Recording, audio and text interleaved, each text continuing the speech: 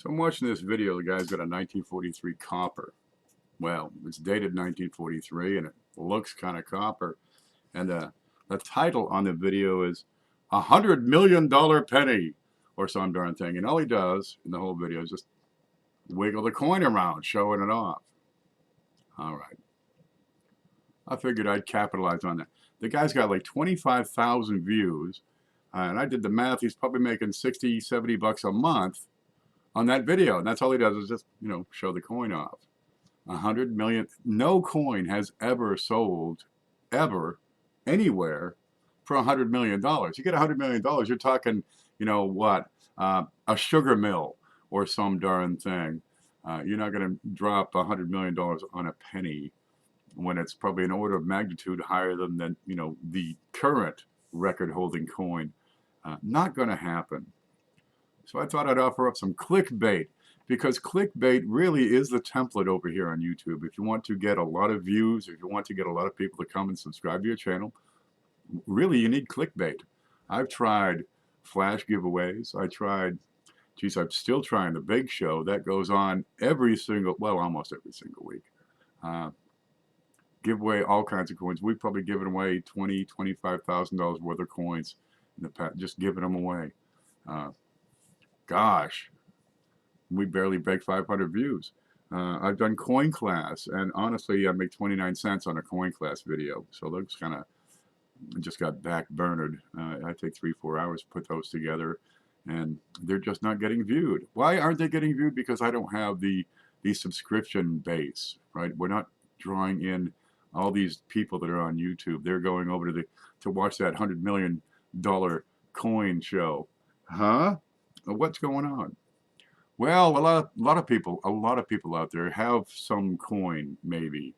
It's in a sock drawer or stashed away in a jewelry chest. And it might be old and valuable. It might be kind of neat, kind of pretty, kind of different. Maybe something they're not familiar with. Let me change the screen here real quick. I got another one we can look at. And, geez, they don't know anything about it. Nothing. And they know it's valuable, or at least the term valuable has been used with that before. Right? But they don't know anything about it. They haven't done any homework. Geez, it only takes a second to go to Google and type in 1937 dime, and you'll find something.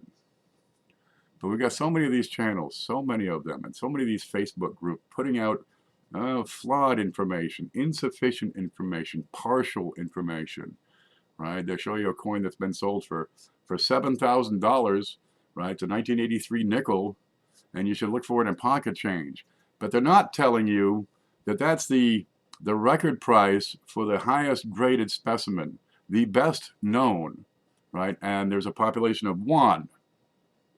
And the next step down in grade, they're selling for $250 because there's 26,000 of them. That's what I mean by partial information, bad information, flawed information.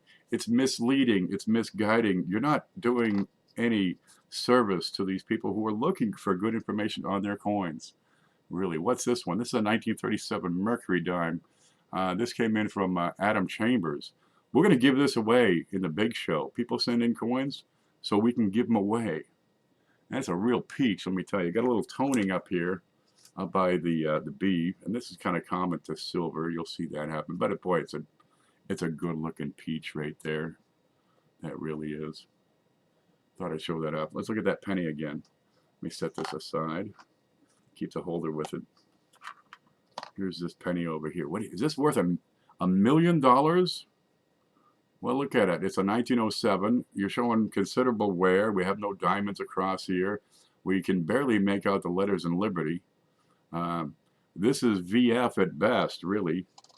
And these coins, they have actually grades. You can assign grades. You can look at the coin and look at the level of detail, because over time they wear, right? And they get rubbed. They rub against the pocket lining in your jeans.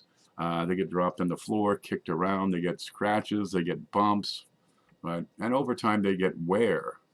And as it wears, you start to lose detail. This is actually a ribbon here. And on a better specimen, you can see the arrows are nice and straight and round, and smooth, and the ribbon goes over. It's got a little fold in here, and you got lines up here. Okay, this is probably no better than fine. You got lines up in here that go all the way across, and there's what, 3 or 4 lines in each of these vertical sections, right? And you got feathers. It looks like little feathers all the way up, all the way to the ends. And as you reduce the quality of the coin from circulation wear, well, the value comes down. It comes down pretty darn quick, especially off the top grade. You know, the best of the best known, yeah, those can sell for a pretty good penny. You're not going to find that in circulation. You're not going to find that in pocket change. Yeah, look for this in pocket change. You can find these. Maybe you can, but they're not going to be no MS-67. They're not going to be no MS-70s. You'd be lucky if you can get MS-65s in pocket change. If you can get them out of new rolls. Excuse me. I've looked at new rolls live, opened them up right here, and picked out 3 or 4 that are probably candidates for MS-65. Most of the coins that you pick out of circulation are going to be worn pretty darn heavily. Most of those coins you have in your sock drawer or jewelry box just kicking around, they're picking up little nicks, little dings, these little points like you see on the cheek here. They take down the value, and the better the coin, the more that takes off the value. Well, let's get some clickbait out there so we can get some people over here to look at these things and see what's going on, because we put out some pretty good information here and try to teach people up. Now, there is a whole bunch of coin class videos, right? You click on my name down below, and I'll put a link in the description to the coin class playlist, so you can start watching those. There's a lot of good information in there. Check it out, right? It'll do you good. You might learn something. Maybe you'll find $1 million coin. Probably not. Really, you can probably find a $5 coin or a $10 coin pretty easily, right? A penny that's worth 10 bucks. Well, that's kind of neat, but it's a very rare thing to find a coin in superior condition and superior value, unless you know what you're looking for. There's a lot that goes into this hobby. Let me explain this coin. The 1907 Indian head, back in the day, 7, 08, and 09, you had a lot of problems with the copper mix. This is 95% copper, and it was 5% tin and zinc. And they had a lot of problems for these 3 years with the way the alloy was mixing, right? And as a result, the finished product, the strip, the planchet strip out of which they punched these coins, would have these funny little variegated lines, these discolorations on there, probably a higher concentration of tin. Tin seems to be the key aspect to what makes these, and these are called woodies. And really, it's just an alloy mix problem. But they can take a coin and give it such a look. Honestly, this coin in particular is probably good for 10 to 15 bucks, just because of its unique appearance. People collect these. They're really standing out. They are coins with character. So I like to have these around from time to time. Okay, I'm going to post a video and get that link up there for you. Thanks for stopping in, guys. We'll see you later.